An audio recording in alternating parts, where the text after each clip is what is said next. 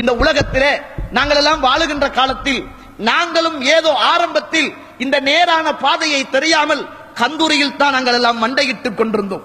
நாங்கள் எல்லாம் கத்தத்துக்கு அடிமைப்பட்டவர்கள், கபர்களுக்கு அடிமைப்பட்டவர்கள், கபர்களுக்கு சந்தோன குச்சியோடு போனவர்கள், கபர்களுக்கு பன்னீர் போத்தலோடு போனவர்கள், கபர்களுக்கு தாயத்து தகடுகளை கொண்டு போனவர்கள். அதுதான் உண்மையான மார்க்கம் என்று நினைத்துக் கொண்டிருந்தவர்கள். வருஷா வருஷம் அந்த கந்தூரி இந்த கந்தூரி என்று கொடுத்தவர்கள். அல்லாஹ் ரப்புல் ஆலமீன் அந்த படுகொலியிலே இருந்து, அந்த அதல பாதாளத்திலே இருந்து, அந்த சிறுக்கிலே இருந்து, அந்த பலாலத்திலே இருந்து, அந்த விதத்திலே இருந்து என்னையும் உங்களையும் பாதுகாத்ததினால் இன்று நானும் நீங்களும் ஏகத்துவவாதிகளாக மாறிக்கொண்டிருக்கிறோம், வாழ்ந்து கொண்டிருக்கிறோம் தோழர்களே.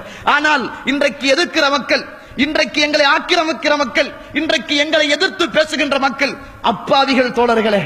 கூலி வேலை செய்கின்ற மக்கள், கூலிக்கு மாரடிக்குகிற மக்கள், யாரோ ஒரு கடையிலே நின்று அந்த கடையிலே வேலை செய்கிறார் என்பதற்காக அந்த கடைக்காரருடைய முதலாளியுடைய முகப்பத் உடைந்து விடக்கூடாது என்பதற்காக வேண்டித்தான் இப்படியான வழிகாட்டிலே அவர்கள் இருந்து கொண்டு இதை எதிர்க்கிறார்களே தவிர உண்மையில் அவர்களுக்கு சத்தியம் என்று தெரியுமாக இருந்தால் நாங்களும் எப்படி சத்தியம் என்று தெரியாமல் இந்த வலாலத்திலும் வழிகாட்டிலும் அனாச்சாரங்களிலும் சிறுக்குகளிலும் கபறுகளிலும் மண்டையிட்டுக் கொண்டிருந்தோமோ, எங்களுக்கு எப்படி ஹிதாயத் கிடைத்ததற்கு பிறகு, நேரான பாதையுடைய பெருமதி தெரிந்ததற்கு பிறகு எப்படி நாங்கள் எல்லாம் வந்தோமோ அப்படி இன்ஷா அல்லாஹ் அந்த மக்கள் வருவார்கள் தோழர்களே. நாங்கள் துஆ செய்ய கடமைப்பட்டிருக்கிறோம், அவர்களுக்காக கையேந்த கடமைப்பட்டிருக்கிறோம், அவர்களுக்காக கண்ணீர் சிந்த கடமைப்பட்டிருக்கிறோம். உண்மையில் அவர்கள் தெரிந்திருந்தால் ஒன்றை மட்டும் யோசித்து பாருங்கள்.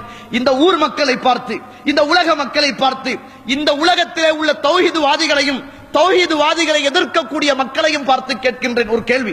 எல்லோரும் சொல்லுகின்ற ஒரு குற்றச்சாட்டு என்ன தெரியுமா? எங்களுக்கு இவர்கள் எல்லாம் ஊரை குழப்புகிறார்கள். எங்களுக்கு வைக்கின்ற குற்றச்சாட்டு இவர்கள் எல்லாம் ஊரை குழப்புகிறார்கள்.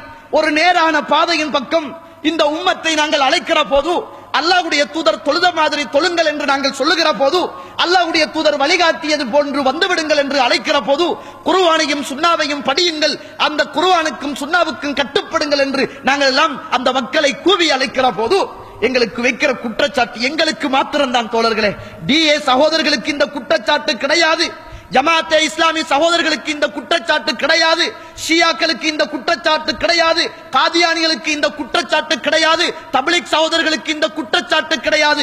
இந்த உலகத்தில், இந்த நாட்டில், இந்த கிராமத்தில் இந்த ஏகத்துவவாதிகளுக்கு மட்டும்தான் இந்த குற்றச்சாட்டு சுமத்தப்படுகிறது. ஏன் என்று கேட்டால், ஜமாத்தே இஸ்லாமி சகோதரர்களை பொறுத்தமட்டில் சமுதாயத்தோடு சேர்ந்து போவார்கள், சமுதாயம் செய்வதை அங்கீகரிப்பார்கள், சமுதாயம் எதை சொல்கிறதோ அதற்கு ஆமாசாமி போடுவார்கள், சந்தர்ப்பம் கிடைத்தால் செய்வார்கள், சந்தர்ப்பம் இல்லை என்றால் விட்டு விடுவார்கள்.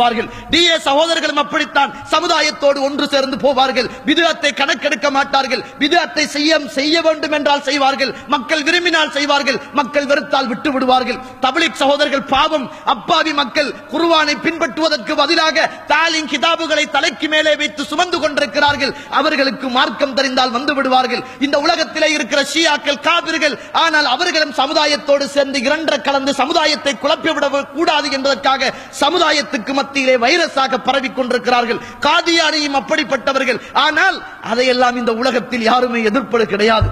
யாருமே டிஏ சகோதரர்களை எதிர்த்த வரலாறு கிடையாது. டிஏ சகோதரருடைய பள்ளியை பிடித்த வரலாறு கிடையாது. ஜமாத்தே இஸ்லாமியுடைய பள்ளியை பிடித்த வரலாறு கிடையாது. ஆனால் ஏகத்துவவாதிகளுடைய பள்ளி மட்டும்தான் பறிபோகிறது. ஏகத்துவவாதிகளுடைய பொருளாதாரம் தான் சூறையாடப்படுகிறது. ஏகத்துவவாதிகளுடைய கடைகள் தான் பத்த வைக்கப்படுகிறது.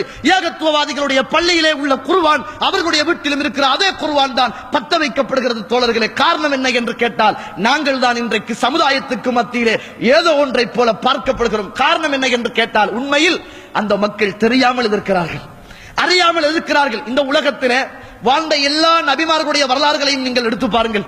அல்லாஹ் தஆலா ஒரு அற்புதமான ஒரு செய்தியை சொல்கிறான். ரசூலுல்லாஹி ஸல்லல்லாஹு அலைஹி வஸல்லம் அற்புதமான ஒரு செய்தியை சொல்கிறார்கள். குல்லுக்கும் தால்லுன், நீங்கள் எல்லோருமே வழிகட்டில் தான் இருந்தீர்கள்.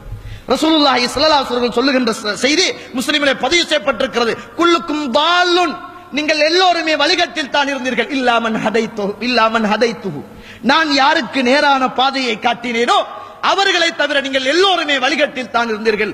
என்னிடத்தில் ஹிதாயத்தை கேளுங்கள், என்னிடத்தில் நேரான பாதையை கேளுங்கள், அந்த நேரான பாதையை நான் உங்களுக்கு தருகிறேன் என்று அல்லாஹ் தஆலா சொல்கிறார். அருமைக்குரிய இஸ்லாமிய சகோதரர்களே, நாங்களும் அப்படித்தான் இருந்தோம். அல்லாஹ் தஆலா எங்களுக்கு நேரான பாதையை, ஹிதாயத்தை காட்டினான். அதனால் ஊரும் உலகமும் தேசமும் நாடும் சமுதாயமும் பெரிய பள்ளி சிறிய பள்ளி ஆட்சி அதிகாரம் எது நடந்தாலும் அல்லாஹ்வுடைய தூதர் என்பதற்காக ஒன்று சேர்ந்திருக்கிறோமே தவிர வெறுமனே ஊரை குழப்ப வேண்டும், சமுதாயத்தை குழப்ப வேண்டும், ஒற்றுமைக்கு பங்ககம் விளைவிக்க வேண்டும் என்பது எங்களுடைய நோக்கம் அல்ல. ஒன்றை கேட்கிறேன், ஊரை குழப்புகின்றவர்கள் என்று குற்றச்சாட்டு சொல்லுகின்ற இந்த நேரான வழிக்கு எதிராக இருக்குகின்ற சகோதரர்களை பார்த்து கேட்கிறேன், நாங்கள் எல்லாம் ஒற்றுமையாக எதிராக இருந்தோம் சொல்லுங்கள். விபச்சாரம் செய்வதில் ஒன்றாக இருந்தவர்கள், கஞ்சா அடிப்பதில் ஒன்றாக இருந்தவர்கள், சுருட்டு அடிப்பதில் ஒன்றாக இருந்தவர்கள், சிகரெட் அடிப்பதில் ஒன்றாக இருந்தவர்கள், தண்ணீர் அடிப்பதில் ஒன்றாக இருந்தவர்கள், பக்கத்து வீட்டிலே சென்று கள்ளமாங்க தின்று ருசியை பார்ப்பதிலே ஒன்றாக இருந்தவர்கள், பக்கத்து வீட்டிலே உள்ள குறும்பையை பிற்பதில் ஹராத்தை செய்வதில் ஒன்றாக இருந்தவர்கள், மற்றவனுக்கு பள்ளுப்படுவதில் ஒன்றாக இருந்தவர்கள், மற்றவனுடைய தொழிலுக்கு ஆப்பு வைப்பதில் ஒன்றாக இருந்தவர்கள். ஏகத்துவத்தில் ஒன்றாக இருந்தோமா? குர்ஆனில் ஒன்றாக இருந்தோமா? சுன்னாவில் ஒன்றாக இருந்தோமா? எதிலே ஒன்றாக இருந்தோம்? என்னமோ ஏற்கனவே வாழைப்பழமும் தோலும் ஒன்றாக இருந்ததை போல, நகமும் சதையும் ஒன்றாக இருந்ததை போல, நாங்கள் எல்லாம் குர்ஆனையும் சுன்னாவையும் சொன்னால் உங்களுக்கெல்லாம் ஊரை குழப்புகிறார்கள், ஒற்றுமைக்கு குந்தகம் ஏற்படுத்துகிறார்கள் என்று சொல்கிறீர்களே. நாங்கள் எல்லாம் எதிரே ஒற்றுமையாக இருந்தோம் தோழர்களே. வட்டி எடுப்பதில் ஒன்றாக இருந்திருக்கிறோம். இந்த உலகத்திலே அதல பாதாளத்திலும் பாவங்களிலும், இந்த உலகத்திலே மோசமான கொள்கையிலும் மோசமான கோட்பாடுகளிலும் இருப்பதில் ஒன்றாக இருந்தோமே தவிர குர்ஆனில் ஒன்றாக இருந்தோமா? சுன்னாவில் ஒன்றாக இருந்தோமா? ஹதீஸை பின்பற்றுவதில் ஒன்றாக இருந்தோமா? அல்லாஹ் ஒருவன் என்பதில் உரைத்து சொல்வதில் ஒன்றாக இருந்தோமா? தொழுகையிலே ஒன்றாக இருந்தோமா? இல்லையே. எதிரே ஒன்றாக இருந்தோம். நாங்கள் எல்லாம் ஒற்றுமை என்றால் என்ன நினைக்கிறோம் என்றால், பாவத்தில் ஒன்று சேர்வதுதான் ஒற்றுமை என்று நினைக்கிறோம். அதனால் அந்த மக்கள் தெரியாமல் எங்களை எதிர்க்கிறார்கள். அவர்களுக்கு நாங்கள் துஆ செய்ய வேண்டிய கடமையும் கடைப்பாடும் எங்களுக்கு இருக்கிறது.